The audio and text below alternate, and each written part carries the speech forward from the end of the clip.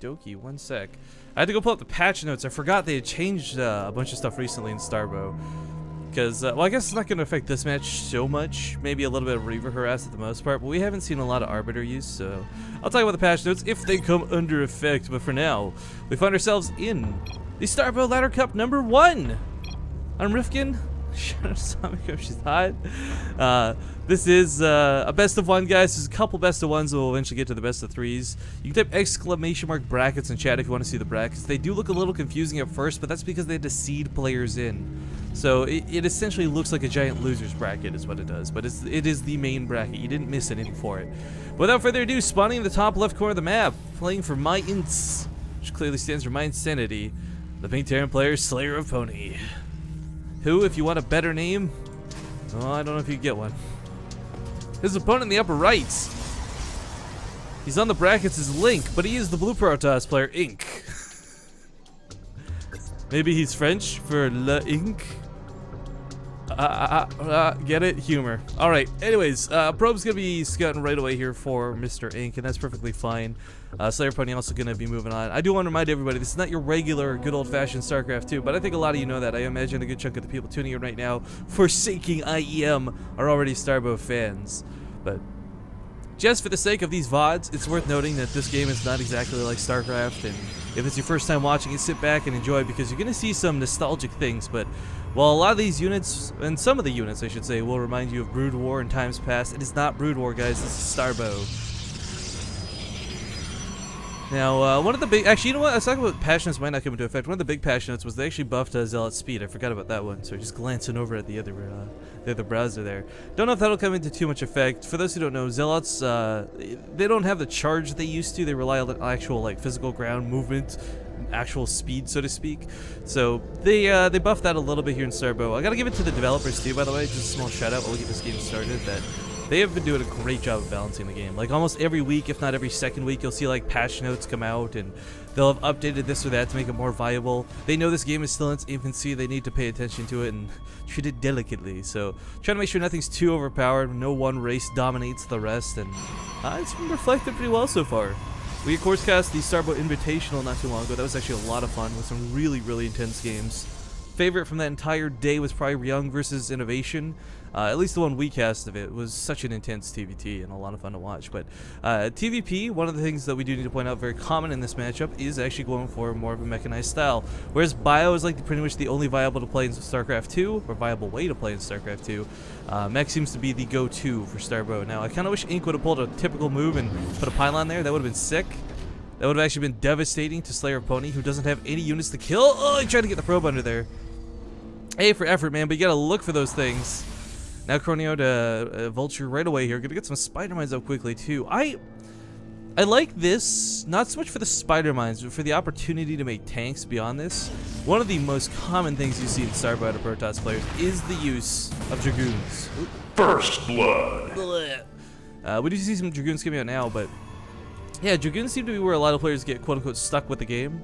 Gateway units are a critical part of a Protoss army, but the thing is, like, you're never going to win a game with, like, a maxed out supply of pure Dragoons. Now, this barracks is going to land, and maybe he'll build a couple Marines or even a Reaper or something cool, something cute, we'll see. Stargate's going to be finishing up, and one thing we've seen out of a lot of Protoss players in Starbow is Sentinel harass. Now, this is not at all like Oracle harass. Sentinels don't have the same sort of game-ending potential that an Oracle does, but they can still do a lot of damage, and with some proper control, can actually sometimes find themselves into that game-ending scenario. But Spider Mines are complete. We're probably going to see a couple come down right on top of these Dragoons. Unfortunately, one of the Vultures will go down, and one of the Dragoons, going to take quite a bit of damage. Another Spider Mine going to go off, but it's not going to be enough to quite finish the job. I like this other Spider Mine being more to the back. This is great for catching any units moving out of the base, as we will see, but with only one Spider Mine, Dragoons can focus fire it before it dies. Now, I was talking about Sentinel harass. We're actually going to have a scout, but oh my god, behind us we had a fire bat made out of this barrack. So, proxy fire bats, anybody? Ladies and gentlemen? Spider-Man will take out the Dragoon, and this fire bat's chasing down these probes. Unfortunately, not getting a lot done for it, but drawing the attention away so these Vultures can get some kills, snagging these left and right here. Probes do turn around top of the Vultures, though. Spider-Man going to go down, but it's worth noting, while Spider-Man's splash damage will hit workers, the Spider-Mines themselves cannot target on them. Chupacazol. It's cool seeing Scout being brought back into the game. They've been working hard to make this much more of a viable unit. Of course, a couple patches ago had this like weird addition to it, the phase missile. Launches a missile that targets a unit on impact, drains 100 energy and deals damage equal to the amount of energy. So kind of like a feedback to some extent.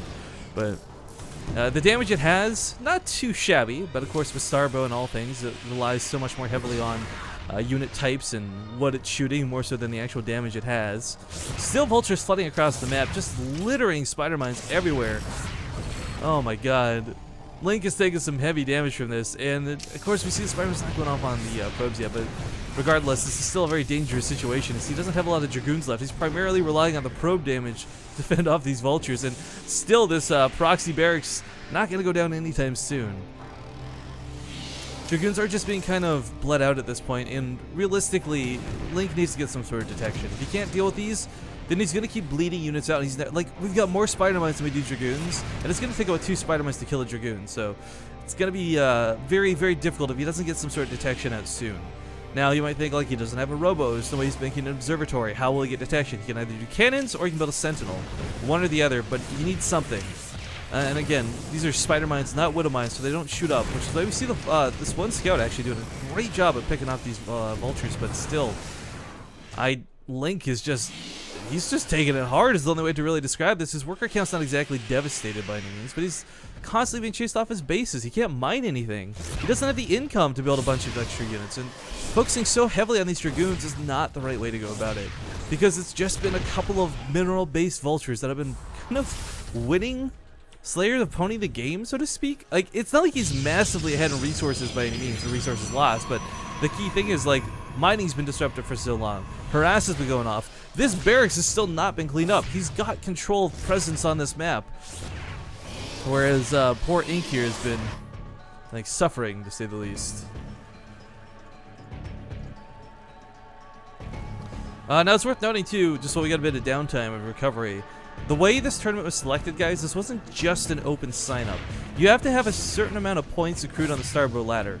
Now, there's unfortunately no in-game ladder like there is for StarCraft 2 for Starbow, so the mods actually did a great job and they set up their own system. You can go to starbowmod.com to check out the ladder and other Starbow-related things, news updates, etc. So absolutely check that out, but that's a big part of like why players were seated in the brackets. Again, like I refer to the brackets, they look a little weird, they look a little confusing, but players with more points were seated higher in the brackets. And you got more points by just simply playing more Starbow. So, while it's not an official ladder by any means through Blizzard's standpoint or point of view, it's actually a nice thing to have. This is what I was talking about needing before. Unfortunately, with more Dragoons, you can focus fire down the spider mines unless you walk face first into them. Now, it's worth noting, we already have a ton of Goliaths being made. We got the Charon booster upgrades, or not being made, sorry, the upgrades for the Goliaths being made. As, you know, it's good to have that anti-air capability. Maybe it's not just one scout, suddenly it's 5 or 6 and you're in a lot of trouble, but one of the weaknesses in mech, whether it's StarCraft 2 or Starbow, is their anti-air is lacking. Oh, Dragoons! Dragoons! Do you not know how to shoot spider mines, my friend? Vikings are going to try and chase off the scout, but as we see, a scout is quite strong, almost taking on 2 Vikings there by itself. Slayerofpony going to block out this base. It won't kill the probe, again, mind you, but it will keep it from building a nexus, physically blocking it. Where are the detections? The detections, guys. I guess Robo facility's on the way. Maybe he'll make, these guys are both from Europe. Why are they playing on NA? Paused. I don't understand. Whatever, the rules are the rules. I guess it's kind of like the Zotac Cup. The Zotac Cup makes players play on North America as well. Or used to, at least. Now that they've discontinued the Zotac Cup in North America, looks like maybe the Starbow Cup could take its place here on the Saturday rankings list. But okay, just a bit of pause, as these guys are having a little bit of lag. Hopefully it will get resolved here in a moment's time.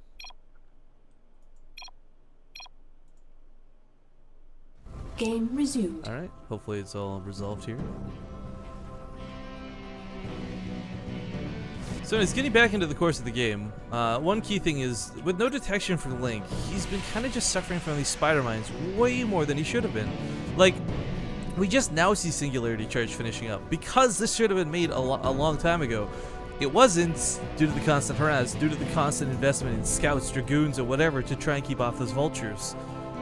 I like the addition of the Warp Prism. Warp Prism's now kind of used primarily as a shuttle, though. You don't see a lot of actual warp and effects get utilized, as unfortunately, well, unfortunately, warping kind of has been, I don't want to say nerfed, but made ineffective compared to most of the warpings you've seen in regular StarCraft 2. But unable to take the Nexus down here, we'll take the Nexus towards the north. Always a little bit scary and a little bit dangerous because A, you give your opponent the high ground advantage if they attack you, but also B, you're expanding towards your opponent, which is never a fun thing to do. One Dragoon gonna poke on towards the orbital. Yep.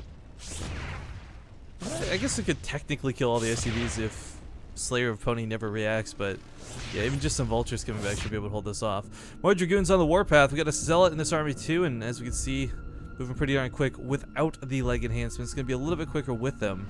I think the old movement speed was like basically 2 or base 2 or something. It was a lot lower than this, but with a 0.25 enhancement, you can see the difference.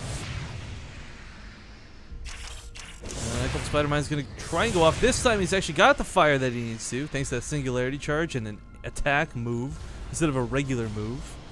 Would love to see these Zealots loaded into that Warp Prism and start getting unloaded into the main. I mean, there's turrets there, but there's a lot of space that Warp Prism can easily unload with very little issue. Oh my god, Zealots are so fast with the charge. Oh my god. Almost like Speedlings. They have their own metabolic boost.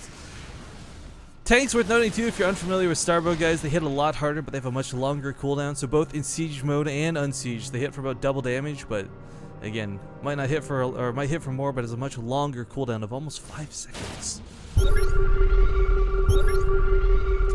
Goliath's gonna tag defend around the base for now. Dragoons are gonna advance into the siege tank line. Not the best move here. Ink just has an inferior army in every way, shape, and form. His best bet's gonna go for harass, and that's what he's doing here towards the main right now. Zealot needs to go for the SCVs though, not the actual buildings, because who cares if you attack the factory?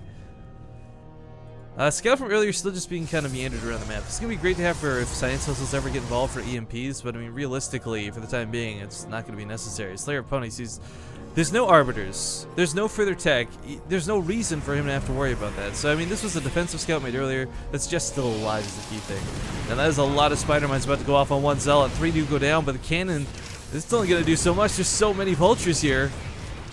Back in full retreat trying to defend, and again another large problem comes into the fact that there's no detection still. Was an observer ever even made? There is one observer available on the map to the 21 Spider Mines, but it's nowhere with the army, and it's nowhere in the base. So kind of AFK in the middle of nowhere. The Spider Mines will still go off on a large portion of these units, but again, gateway units are kind of your cheap expendable source. What is not expendable though are these Templar coming out. Spider Mines going off, taking them off one at a time. It's not so much about storms. He doesn't even have storms available, guys. He's primarily looking to get some Archon usage out of this, but even then, Archons, well, they might have a lot of shields. There's no biological units around, or I guess it doesn't really matter because it's not StarCraft 2. Gotta remember that.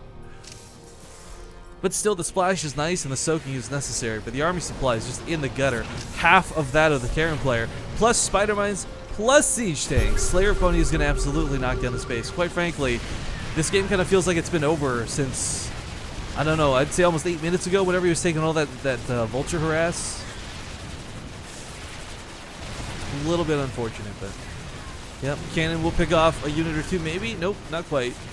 Good micro hit and run. Slayerofpony gonna take very minimal losses here. More Archons are on the way, but I feel like it's not Archons he needs at this point. It's I like the attempt at Dark Templar, but let's not forget Terrans can just scan for them, so realistically their potential is kind of not the best.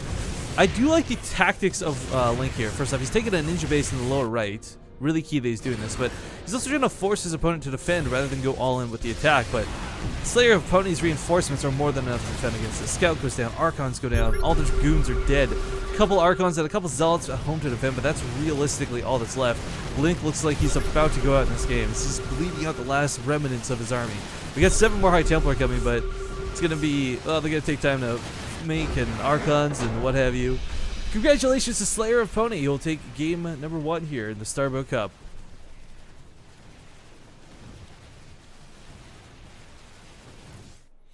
It is worth noting, guys, while Link did fall behind, I feel a lot of that was not so much because Not because Slayerofpony was like, or sorry, not because Link was like a bad player, because Slayerofpony just got a huge lead early on like that. And if you don't know how to deal with that properly, as we saw, then you're gonna take some hits.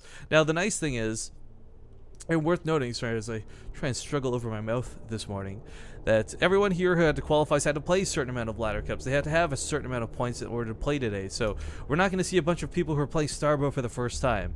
So don't get confused. Just because that looked a little bit one-sided, it definitely it was earned, not given.